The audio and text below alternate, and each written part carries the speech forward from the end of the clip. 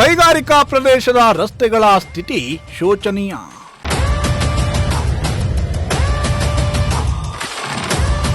ಚರಂಡಿ ನೀರು ತುಂಬಿ ರಸ್ತೆ ಮೇಲೆ ಹರಿಯುತ್ತಿದ್ರೂ ಕಣ್ಮುಚ್ಚಿ ಕುಳಿತ ಅಧಿಕಾರಿಗಳು.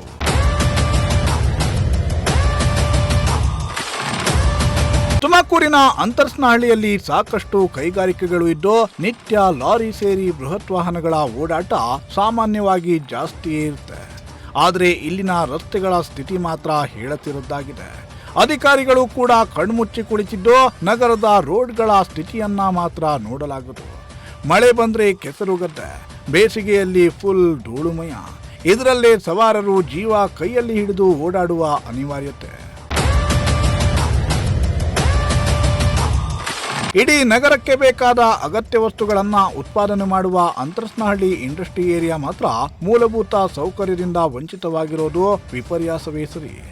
ಅಂತರಸ್ನಹಳ್ಳಿ ಕೈಗಾರಿಕಾ ಪ್ರದೇಶದ 12ನೇ ಅಡ್ಡರಸ್ತೆಯಲ್ಲಿರುವ ವಿಪ್ರೋ ಕೈಗಾರಿಕಾ ಮುಂಭಾಗ ರಸ್ತೆಯು 6-7 ತಿಂಗಳಿನಿಂದ ಸಂಪೂರ್ಣವಾಗಿ ಹಾಳಾಗಿ ಹೋಗಿದೆ. ಅಲ್ಲಿದ್ದ ಚರಂಡಿ ಬ್ಲಾಕ್ ಆಗಿದ್ದು ಚರಂಡಿಯ ನೀರು ರಸ್ತೆ ಮೇಲೆ ಹರಿಯುತ್ತಿದೆ. ಇದರಿಂದ ದುರ್ನಾತ ಬೀರ್ತಾ ಇದ್ದು ಜನರು ಓಡಾಡಲು ಕೂಡ ಕಷ್ಟಪಡ್ತಿದ್ದಾರೆ. ಈ ಬಗ್ಗೆ ಅಧಿಕಾರಿಗಳು ಜನಪ್ರತಿನಿಧಿಗಳಿಗೆ ತಿಳಿಸಿದ್ರೂ ಕೂಡ ಕ್ಯಾರೆ ಅನ್ನೋದೇ ಕಣ್ಣಿದ್ದು ಕುರುಡರಂತೆ ವರ್ತಿಸುತ್ತಿದ್ದಾರೆ. ನಾವು ಇವತ್ತು ಏನು ತುಮಕೂರಿನ ಅಂತರ್ಸ್ನಹಳ್ಳಿ ಕೈಗಾರಿಕಾ ಪ್ರದೇಶದಲ್ಲಿರುವಂಥದ್ದು, ನಾವು ಕಳೆದ ವರ್ಷವೂ ಸಹ ಏನು ರಸ್ತೆ ಕರ್ಮಕಾಂಡದ ಬಗ್ಗೆ ನಿಮ್ಮ ಪ್ರಜಾಶಕ್ತಿ ಟಿವಿ ದಿನನಿತ್ಯ ನಿಮಗೆ ಸುದ್ದಿ ಬಿತ್ತರಿಸ್ತಲೇ ಬಂದಿತ್ತು. ಇವತ್ತು ಸಹ ಹೊಸ ವರ್ಷ ಆಗಿರ್ಬೋದು, ಇವತ್ತು ಸಹ ನಿಮಗೆ ಈ ರಸ್ತೆ ಕರ್ಮಕಾಂಡದ ಬಗ್ಗೆ ಇವತ್ತು ಸಹ ಸುದ್ದಿಯನ್ನು ಬಿತ್ತರಿಸುವಂಥ ಕೆಲಸ ಮಾಡ್ತಾ ಇದ್ದೀವಿ. ಏನು ತುಮಕೂರಿನ ಅಂತರ್ಸ್ನಹಳ್ಳಿ ಕೈಗಾರಿಕಾ ಪ್ರದೇಶ ಇದು. ಈ ಕೈಗಾರಿಕಾ ಪ್ರದೇಶದಲ್ಲಿ ಸಾಕಷ್ಟು ಕಳೆದ 6-7 ತಿಂಗಳಿಂದ ಇದೇ ವ್ಯವಸ್ಥೆ ಇರುವಂಥದ್ದು. ಏನು ಇಲ್ಲಿನ ರಸ್ತೆ ವ್ಯವಸ್ಥೆ ಆಗಿರ್ಬೋದು, ರಸ್ತೆ ಫುಲ್ಲು ಹದಗೆಟ್ಟು ಹೋಗಿದೆ ಅಂತಲೇ ಹೇಳ್ಬೋದು. ಸೈಡಲ್ಲಿ ಏನು ಡ್ರೈನೇಜ್ ವ್ಯವಸ್ಥೆ ಆಗಿರ್ಬೋದು, ಒಳಚರಂಡಿ ವ್ಯವಸ್ಥೆ ಆಗಿರ್ಬೋದು, ಪ್ರತಿಯೊಂದು ವ್ಯವಸ್ಥೆ ಕೂಡ ಇದೆ. ಇದರಿಂದ ಸರ್ಕಾರಕ್ಕೆ ಏನು ಲಕ್ಷ ಆದಾಯ ಹೋಗ್ತಾ ಇದ್ರು, ಆ ಆದಾಯದಲ್ಲಿ ಇದನ್ನು ರೆಡಿ ಮಾಡಿಸ್ಬೋದಾಗಿತ್ತು.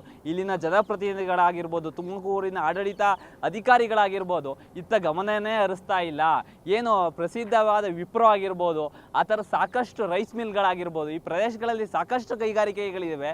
ಆದರೂ ಸಹ ಇಲ್ಲಿ ಎಲ್ಲೋ ಒಂದು ಕಡೆ ತುಮಕೂರು ಆಡಳಿತ ಎಲ್ಲೋ ಒಂದು ಕಡೆ ನಿರ್ಲಕ್ಷ್ಯ ವಹಿಸ್ತಾ ಇದೆ ಅಂತಲೇ ಹೇಳ್ಬೋದು. ಇಲ್ಲಿ ಸಾಕಷ್ಟು ವಾಹನಗಳು ಬರ್ತವೆ. ಈ ಕೈಗಾರಿಕಾ ಪ್ರದೇಶ ಆಗಿರೋದ್ರಿಂದ ನೂರಾರು ವಾಹನಗಳು ಇಲ್ಲಿ ಬರ್ತವೆ. ಅವು ಸಹ ಭಾರಿ ಗಾತ್ರದ ಆಗಿರ್ತವೆ. ಏನು ಲಾರಿಗಳು ಸಹ ಆಗಿರ್ಬೋದು, ಇಲ್ಲಿನ ಕಚ್ಚಾ ಪದಾರ್ಥಗಳನ್ನು ತೆಗೆದುಕೊಂಡು ಹೋಗೋದಕ್ಕಾಗಿರ್ಬೋದು, ತರೋಕ್ಕಾಗಿರ್ಬೋದು, ಪ್ರತಿಯೊಂದಕ್ಕೂ ನೋಡ್ತಾ ಇರ್ಬೋದು ಎಷ್ಟು ಗಬ್ಬು ನಾರ್ತಾ ಇದೆ ಅಂತ. ಇಲ್ಲಿ ಸೊಳ್ಳೆಗಳಾಗಿರ್ಬೋದು, ರೋಗ ರುಜಿನಗಳು ಸಹ ಹೆಚ್ಚಾಗ್ತಾ ಇದೆ ಅಂತಲೇ ಹೇಳ್ಬೋದು. ಆದರೂ ಸಹ ಸಂಬಂಧಪಟ್ಟ ಅಧಿಕಾರಿಗಳು ಯಾಕೆ ಇತ್ತ ಗಮನ ಹರಿಸ್ತಾ ಇಲ್ಲ? ಇದು 1 ದಿನದ 2 ದಿನದ 2 ವಾರದ ಸಮಸ್ಯೆ ಅಲ್ಲ ಸ್ವಾಮಿ. ಇಲ್ಲಿ ಸಾರ್ವಜನಿಕರು ಹೇಳ್ತಾ ಇದ್ರು 6-7 ತಿಂಗಳಿಂದ ಇದೇ ಸಮಸ್ಯೆ ಆಗ್ತಾ ಇದೆ. ಒಂದು ಕಡೆ ರಸ್ತೆನೇ ಫುಲ್ ಏನು ಮೊಳಕಾಲು ಉದ್ದ ನೀರು ನಿಲ್ತಾ ಇದೆ. ಆದರೂ ಸಂಬಂಧಪಟ್ಟ ಅಧಿಕಾರಿಗಳು ಮಾತ್ರ ಇತ್ತ ಗಮನ ಹರಿಸ್ತಿಲ್ಲ. ಇನ್ನು ಕೈಗಾರಿಕೆಗಳಿಗೆ ಕಚ್ಚಾ ಪದಾರ್ಥಗಳನ್ನ ತರಲು ಸಿದ್ಧ ವಸ್ತುಗಳನ್ನ ಸಾಗಿಸಲು ವಾಹನ ಸವಾರರು ದಿನನಿತ್ಯ ತೊಂದರೆಯನ್ನ ಅನುಭವಿಸುತ್ತಿದ್ದಾರೆ. ಇಲ್ಲಿನ ಕೈಗಾರಿಕಾ ಪ್ರದೇಶದವರು ಸಹ ಇದನ್ನ ಅರ್ಥ ಮಾಡ್ಕೋಬೋದಾಗಿತ್ತು. ಅಧಿಕಾರಿಗ ಲಕ್ಷ ಆದಾಯ ಹೋಗ್ತಾ ಇದೆ ಸರ್ಕಾರಕ್ಕೆ. ಆದರೂ ಸಹ ಎಲ್ಲೋ ಒಂದು ಕಡೆ ಸರ್ಕಾರ ಆಗಿರ್ಬೋದು, ತುಮಕೂರಿನ ಆಡಳಿತ, ಇಲ್ಲಿನ ಜನಪ್ರತಿನಿಧಿಗಳು, ಗೆದ್ದಂಥ ಶಾಸಕರು ನಿಜಕ್ಕೂ ಅವ್ರ ಕಣ್ಣಿಗೆ ಕಾಣ್ತಾ ಇಲ್ವಾ ಇದೆಲ್ಲ? ಕೈಗಾರಿಕಾ ಪ್ರದೇಶದಿಂದ ನಿಮಗೆ ಆದಾಯ ಬರ್ತಿದೆ, ಆದಾಯ ಬೇಕು, ಆದರೆ ನಿಮಗೆ ಇಲ್ಲಿ ರಸ್ತೆಯನ್ನು ಸರಿ ಮಾಡಿಸುವಂತಹ ಮನಸ್ಥಿತಿ ನಿಮಗಿಲ್ವಾ ಏನ್ಬಾ ಪ್ರಶ್ನೆ ಕಾಡ್ತಾ ಇದೆ. ಇನ್ನಾದರೂ ಸಂಬಂಧಪಟ್ಟ ಅಧಿಕಾರಿಗಳು ಸ್ಥಳಕ್ಕೆ ಬಂದು ಏನೆಲ್ಲ ಪ್ರಾಬ್ಲಮ್ ಆಗ್ತಾ ಇದೆ, ಏನೆಲ್ಲ ಸಮಸ್ಯೆ ಆಗ್ತಾ ಇದೆ ಅಂತ ಬಂದು ನೋಡ್ತಾರಾ, ಸಮಸ್ಯೆ ಬಗೆಹರಿಸ್ತಾರಾ ಎಂದು ಕಾದು ನೋಡಬೇಕಾಗಿದೆ. ಕೈಗಾರಿಕೆಗಳಿಂದ ಸರ್ಕಾರಕ್ಕೆ ಸಾಕಷ್ಟು ತೆರಿಗೆ ಹೋಗ್ತಾ ಇದ್ರೂ ಕೂಡ ಕೈಗಾರಿಕಾ ಪ್ರದೇಶದಲ್ಲಿ ಮೂಲಭೂತ ಸೌಲಭ್ಯಗಳನ್ನು ನೀಡದೆ ಅಧಿಕಾರಿಗಳು ಕೈಕಟ್ಟಿ ಕೂತಿದ್ದಾರೆ.